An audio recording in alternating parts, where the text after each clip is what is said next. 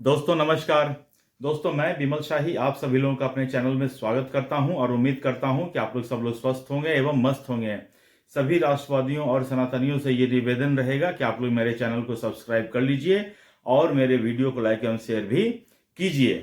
दोस्तों हम लोग बात करने जा रहे हैं महाराष्ट्र के चंद्रपुर नगर पालिका की, जहां पर एक बड़ा उलटफेर देखने को मिला है।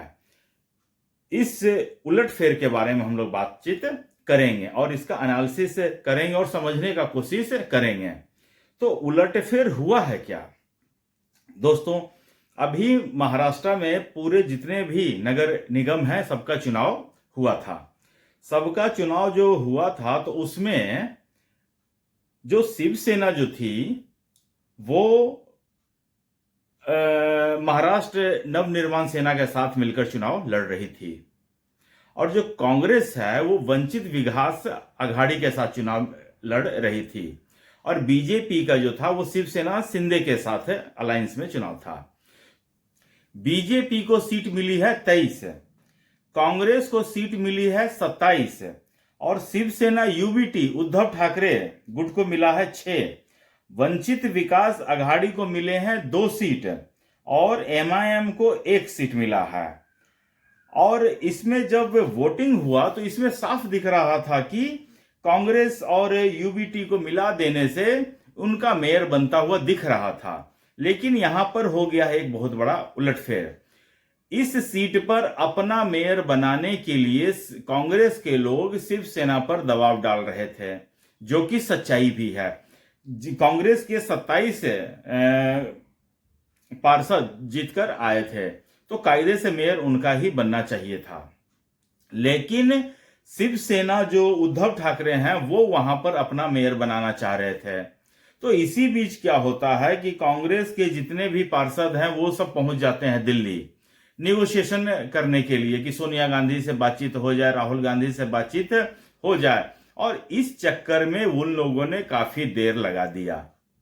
अब जब काफी देर लगा दिया तो यहां पर शिवसेना यूबीटी के जितने भी स्थानीय नेता थे उनको लगा कि ये सही नहीं हो रहा है और स्थानीय लेवल पर ही उन लोगों ने बीजेपी से बातचीत कर लिया कि आप अपना मेयर बनाइए।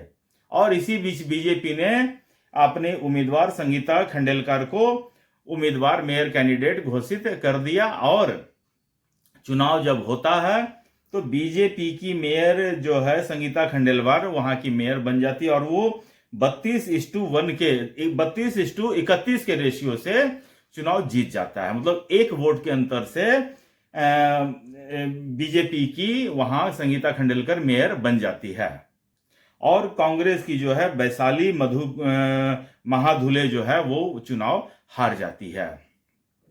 अब जैसे कि जो दोस्तों मैंने बताया कि कांग्रेस को ये बहुत उम्मीद था कि शिवसेना यूबीटी जो है हमको वोट कर ही देंगे, वंचित विकास अघाड़ी उनको वोट कर ही देगा, एमआईएम भी मिला जुलाकर उनको वोट कर ही देगा, लेकिन ऐसा नहीं हुआ। चुनाव से पहले इन लोगों का एमवीए था, महाविकास अघाड़ी था, लेकिन क्या है ना कि ये पूरा का पूरा स्वार्थ का गठबंधन है। जब जिसको मौका मिला अपने हिसाब से गठबंधन को तोड़ा, गठबंधन का फायदा उठाया, फिर छोड़कर चले गए। ऐसा कोई भी चुनाव नहीं है जिसमें कांग्रेस हो या फिर शिवसेना यूबीटी हो या समाजवादी पार्टी हो, इन तीनों ने कभी कोई चुनाव मिलकर साथ में लड़ा ही नहीं है। और महाराष्ट्र में ये अब एक कॉमन सी बात चल पड़ी है कि आप चुनाव लड़ो किसी और के साथ, चुनाव जीतो और उसके बाद आप किसी और को वोट कर दो। और ये खासकर यूबीटी, शिवसेना यूबीटी का ये आदत बन चुका है। जनता के विश्वास को वो धीरे धीरे खोते जा रहे हैं। आप देख लीजिए महाराष्ट्र के लोकसभा चुनाव के बाद उनकी क्या स्थिति रह गई है।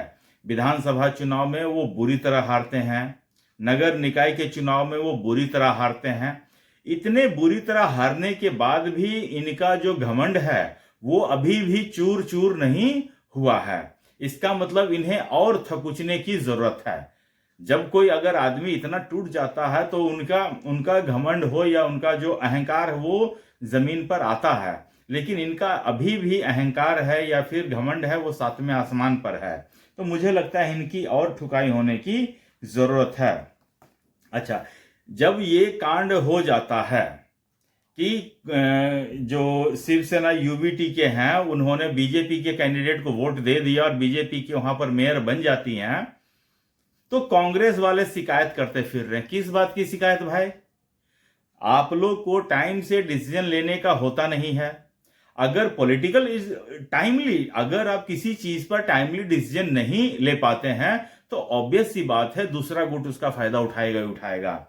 मुझे याद है गोवा में एक बार हंग असेंबली था, तो इधर से गए थे नितिन गडकरी उस सिचुएशन को मैनेज करने के लिए, और कांग्रेस की तरफ से गए थे दिग्विजय सिंह, दिग्गी राजा होटल पहुंचे, गोवा पहुंचे। उन्होंने सोचा कि रात भर आराम करते हैं, सुबह आराम से लोगों से बातचीत किया जाएगा और समझौते पर जितने भी पार्टियां हैं सबके साथ समझौता किया जाएगा।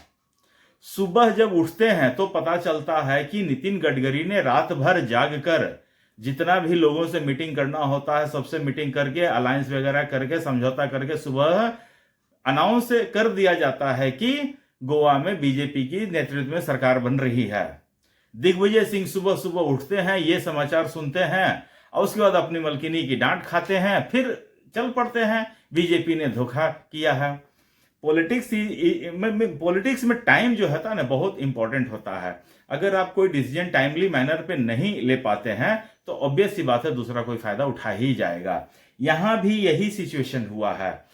कांग्रेस को वोट लेना था शिवसेना यूबीटी का, तो आपको डिसीजन थोड़े समय में लेना होता है। आप किसी भी चीज को इतने लंबे समय तक टाल नहीं सकते हैं। जब आप इतने समय तक किसी चीज को इतने लंबे समय तक टालेंगे तो हो सकता है कि जो विरोधी हो, विपक्ष वाले उसका फायदा उठा लेंगे। यहां पर यही काम हुआ है।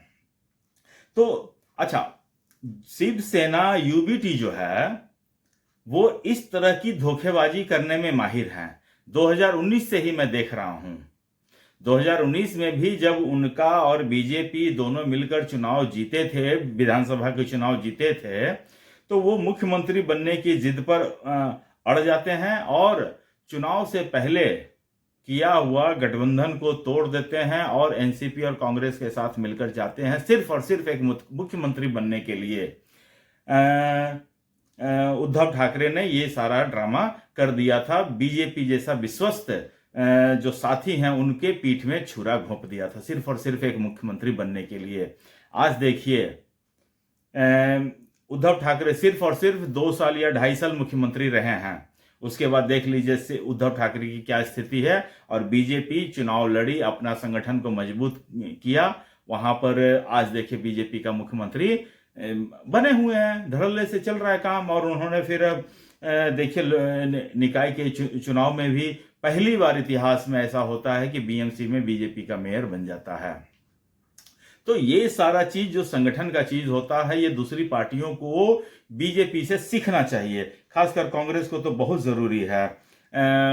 समाजवादी पार्टी के नेता अखिलेश यादव बोल ही चुके हैं कि बीजेपी जो है प्रोफेशनल वे में चुनाव लड़ती है, अपना चीज़ों को करती है, उनसे ये सब चीज़ें सीखने की ज़रूरत है। लेकिन इसके बावजूद भी अगर आप इन सब चीज़ को नहीं मानेंगे और अगर आप कहते रहेंगे वोट चोरी होता है, बीजेपी ऐसे करती, बीजेपी वैसे करती है, तो यह आपकी मर्जी है। आप अगर जनता के बीच में अपना विश्वास रख नहीं पाते हैं, अपना प्रोजेक्शन दे नहीं पाते हैं, अपने जो डिसीजंस हैं वो टाइमली मैनर पर ले नहीं पाते हैं, तो ऑब्वियस सी चीज़ है दूसरे दल उसका फायदा उठाएंगे ही उठाएंगे। तो दोस्तों मुझे आज के लिए इतना ही अपडेट देना था। आप लोग अपना ख्याल रखिए, स्वस्थ रहिए, मस्त रहिए। तब तक के लिए नमस्कार, बाय।